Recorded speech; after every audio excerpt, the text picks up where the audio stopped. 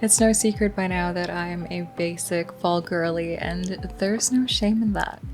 The falling leaves, spooky season, sweater weather. I feel like there's no perfect time to curl up with a good cozy game or two with your favorite hot bevy and under a warm blanket. Although I definitely look for every reason to do that all year round. I love everything that is very warm and relaxing, of course, but also maybe some games that are more witchy, magical vibes, the right amount of spooky but still cute. All just very atmospheric things for this time of year. These are, in my opinion, the coziest games to play this fall for the Nintendo Switch. A few that just released, some that are my staples for this time of year, and also a few more to look forward to in the next couple of weeks or so. Depending on when you're watching this video, they may already all be released, so if it sounds like your cup of tea, definitely check them out. An obvious choice for my list, I think, is Fae Farm. It released just somewhat recently, and besides it being that quintessential farming life sim that we all usually enjoy, it also has that fae, fairy, and magical theme that I adore. I should mention that this is also the only farming sim on this list, so if you're looking to switch things up a little bit with your cozy gaming, I hope you find something in this video.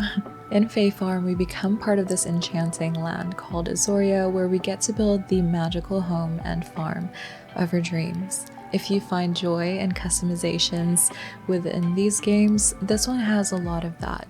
From the character itself to your clothing to every piece of furniture and decor in your home, and of course your actual farm. And of course, this wouldn't be a magic themed farming sim without spells and potions. So from your foraging, you can make hot or cold drinks to aid you when the weather gets too cold or too hot. When you catch bugs or sea critters, you can create potions to not only help with your farm work, but also boost your abilities like being able to move faster or even cast certain spells when dealing with monsters. There's also the other usual things you might find in other farm sims: mining, fishing, cooking, caring for the cutest creatures, and developing those friendships or romances with the other fae in town.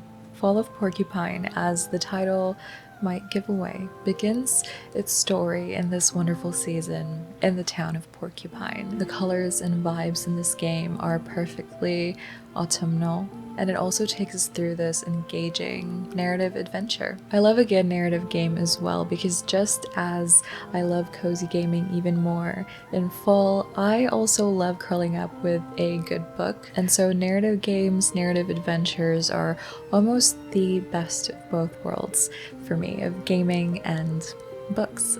So cozy world building, check. Endearing and relatable characters that you just want to follow along, check. And an engaging story where you step into the shoes or doctor's coat of St. Ursula's Hospital's newest doctor, Finley. Along with the changing seasons, you also find that the town and everyone in it are also changing and maybe not as they all initially seemed. What once was a warm and friendly place is suddenly not so. Fall of Porcupine is described as a love letter to those who are there for us whenever we don't feel like ourselves. I think this game will give you not just a cozy, relaxing experience, but a memorable one as well. Who doesn't love a good whodunit mystery? And mix that in with Pokemon, you've got the perfect recipe. Detective Pikachu returns with Detective Pikachu Returns. If you played the original game from the 3DS, or if this is your first time experiencing the world of Detective Pikachu, this takes us back to Rhyme City with a fellow coffee lover and detective hat-wearing Pikachu and a sidekick human, Tim Goodman. After a jewel heist happens, this duo sets off on their latest investigation to find clues, interview witnesses, and eventually solve all these mysterious Pokemon-related incidents happening around town. all the while still trying to figure out why Tim's father, also Detective Pikachu's old partner, went missing. It's a very simple, straightforward game, but also very wholesome and great for all ages, I would say. Most games I recommend typically err on the family-friendly side of things, but this one would be a good one to play with your kids, or if you're looking for something of a more easygoing adventure with a heartwarming plot. This is one of my top picks for this season and for this year. If you're craving for even more mysteries, might I recommend Jenny LeClue, Detective Vu. This one blends that narrative style of gameplay with the investigations and finding clues. It is on the shorter side, something like 8 hours in total, but 8 hours that is full of a charming adventure and character. It's fully voice acted, or is that how you call it? So it's really like playing through a movie and being totally immersed in it. Little Jenny is an aspiring detective and she's always wished for a more thrilling life in her small town. But they do say be careful what you wish for, because before you know it, her mom gets accused of murder. Gasp. So you guessed it, it's up to Jenny to live out her detective dreams and uncover the truth by solving puzzles and using skills of deduction to unmask the real killer and unravel the small town's darkest mysteries. Moving on to the more Stranger Things. No, not that Stranger Things, but strange horticulture. Sorry about that. This is described as an occult puzzle game, but I feel like there's way more to it that I haven't really experienced in another game before. It's pretty unique, I'd say. You take on the role of a local plant store's proprietor. You're a horticulturalist, and you get to go on these little expeditions to find new and strange plants for your shop. And as you identify each one, you learn more about its effects and how you'll be able to use them to influence the story. For example, one might cure an illness, or another could give courage. Others have more curious effects, like finding something that's lost, or even have the ability to unlock any locks. Different people come into your shop to seek your expertise, and in talking with them, you find out that their stories all intertwine somehow, and it's pretty much up to you to help them either with good intentions or otherwise. I have to sneak in Luigi's Mansion 3 on this list. This has pretty much been a staple for me since the game came out for Halloween, spooky season, fall season. It just never gets old for me, and I think it's an underrated, cozy game for sure. There's nothing cozier than ghost hunting, right? Well, only in this game specifically, and I'm sure not in real life. Luigi's Mansion 3 is not the scary type though, so not to worry. Luigi and the usual gang gets invited to this grand hotel called Last Resort, but upon arriving, Mario and friends goes missing, so our little hero in green has to face his fears, overcome puzzles, vacuum ghosts, and beat big bad bosses on each level to save everyone. In this game, Luigi teams up with Gooigi, which, if the name doesn't spell it out, it's a goo version of Luigi. It proves very, very helpful in certain situations like slipping through crevices or not getting hurt by spikes.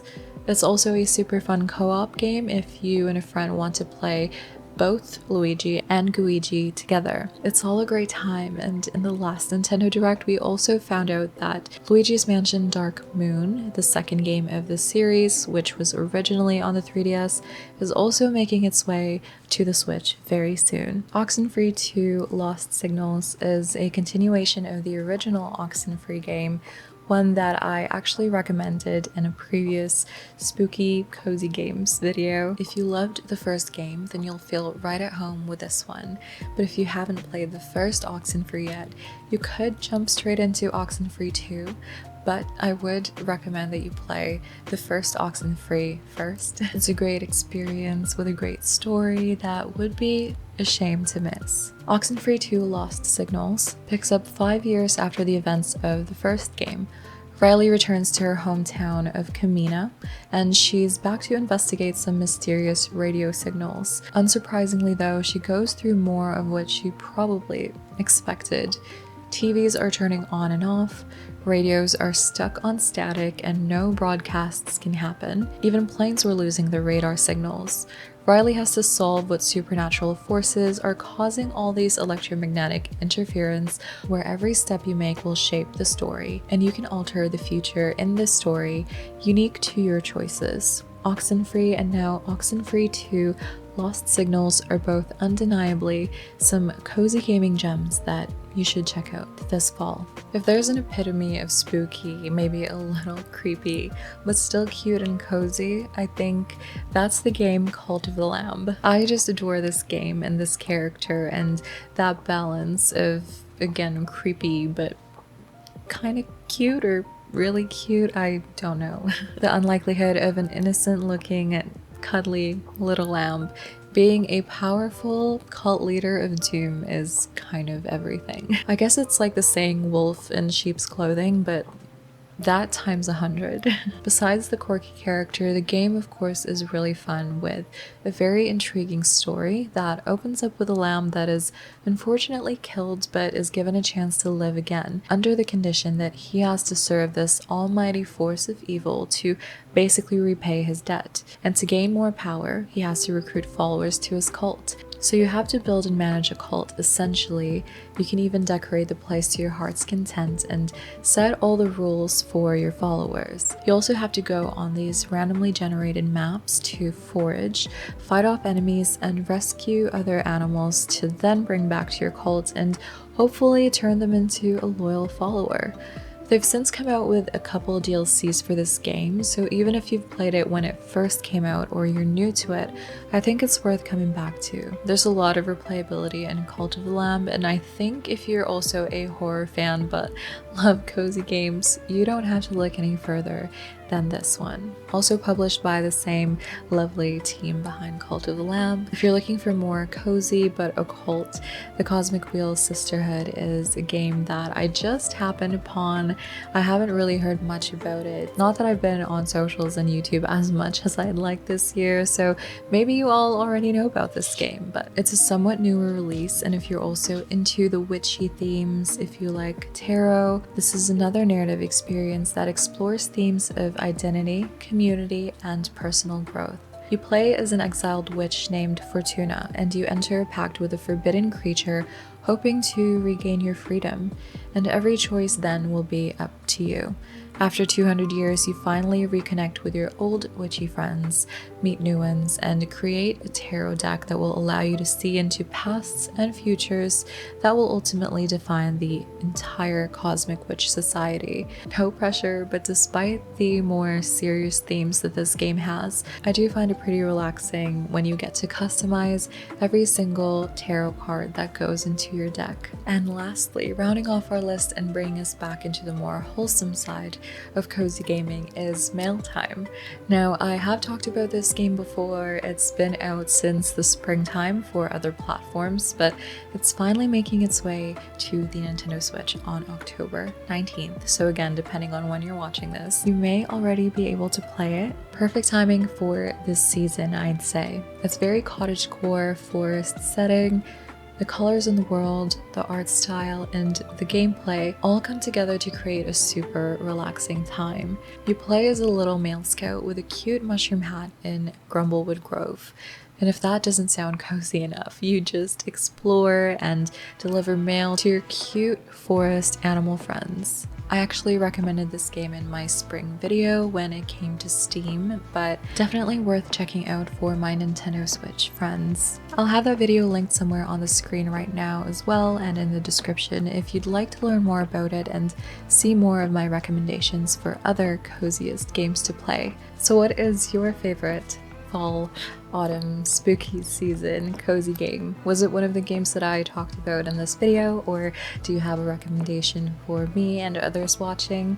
Please feel free to leave that down below, and if you made it to the end, I appreciate you. Thank you so much for watching. As always, be kind to yourselves, and I will see you next time.